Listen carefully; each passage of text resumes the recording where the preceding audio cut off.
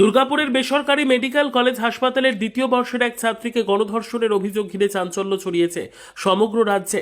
জানা গেছে, গত 10ই অক্টোবর শুক্রবার রাতে উড়িষ্যার জলেশ্বরের বাসিন্দা ওই মেডিকেল ছাত্রী এক সহপাঠীর সঙ্গে খাবার কিনতে ক্যাম্পাসের বাইরে বেরিয়েছিলেন। সেই সময় কলেজ থেকে মাত্র 1 কিলোমিটার দূরে পরাণগঞ্জের জঙ্গলে তাকে নিয়ে গিয়ে গণধর্ষণ করা হয় বলে অভিযোগ।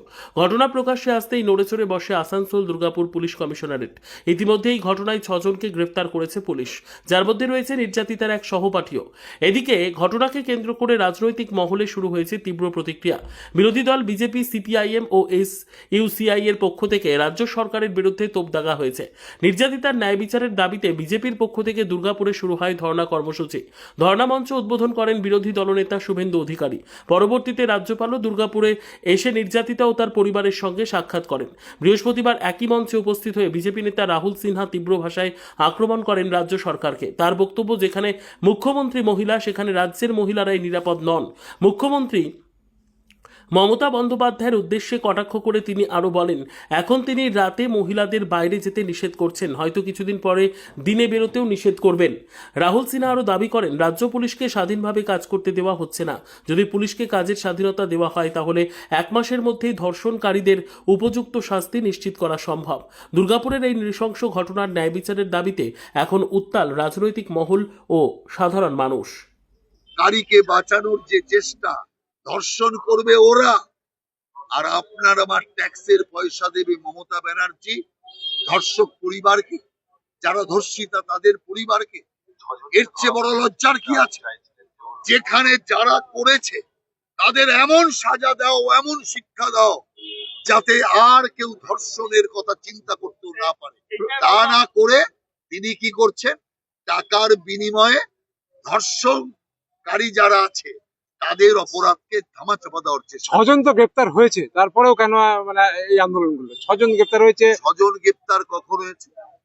6 জন গ্রেপ্তার হওয়ার আগে মুখ্যমন্ত্রী কি কি কথা বলেছে? প্রথমেই যদি মুখ্যমন্ত্রী বলতেন, এই নির্যাতিতার সঙ্গে আমরা আছি, ওর পরিবারের সাথে আমরা আছি, যারা এ কাজ করেছে তারা কেউ রেহাই পাবে না, তাহলে কিন্তু বিষয়টা অন্যরকম ছিল।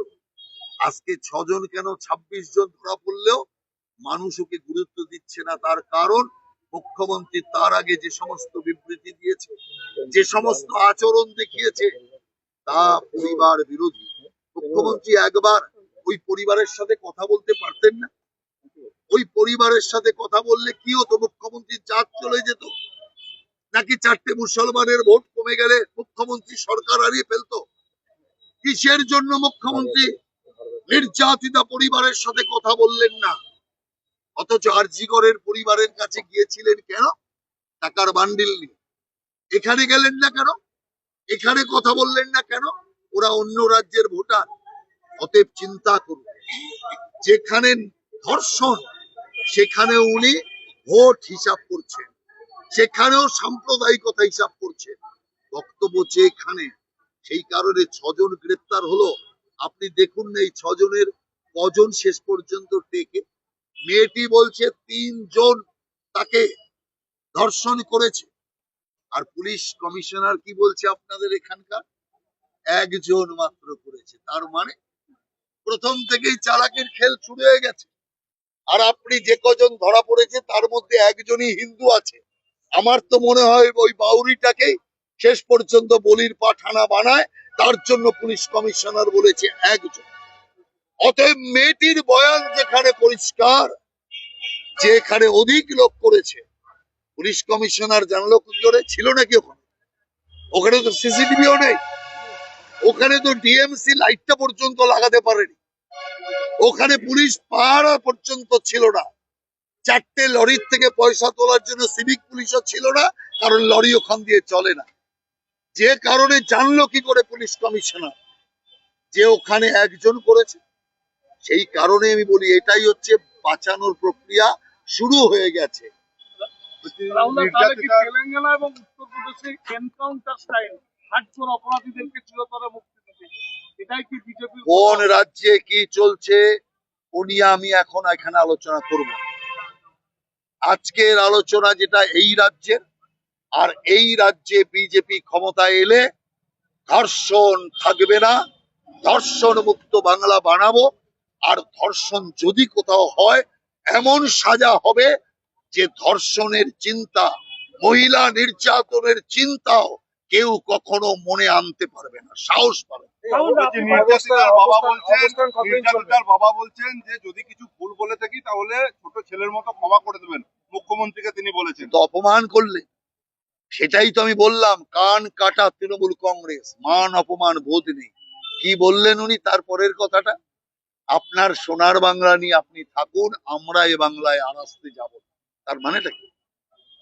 যদি এই বাংলা সুরক্ষিত মনে করতেন, এই বাংলার মুখ্যমন্ত্রী সুরক্ষিত রাখবে তাদের মনে করতেন, তাহলে এই বাংলাতে আর আসবো না, চলে যাচ্ছি। দুর্গাপুরের যদি MLA হয় তাহলে সাজা দেবেন, এইটুকু বলে গেছে। দুর্গাপুরের এমএলএ এমপিদের সম্পর্কে কি বলবেন? বললাম তো, ভাষণে তো বললাম যে এত বড় ঘটনা ঘটলো, দুর্গাপুরের এমএলএ এমপি একবারও সময় হলো না তাদের ওই পরিবারের সাথে মেলার। তৃণমূলের মন্ত্রী, তাদের সময় হলো না।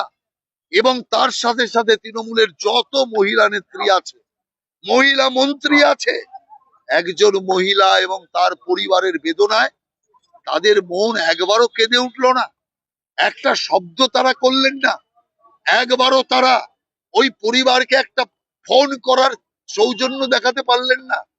অতএব সেই কারণে আমরা মনে করি তৃণমূল কংগ্রেস ধর্ষণকারীদের পার্টি কেন বলেছি, এই সামগ্রিক চরিত্র নিয়েই বলেছি। আমরা এই ধর্ণা আগামী 19 তারিখ পর্যন্ত এখানে চালাবো। আপনারা জানেন 20 তারিখ মা কালীর পুজো, মানুষ সেই পুজোয় মেতে থাকবে।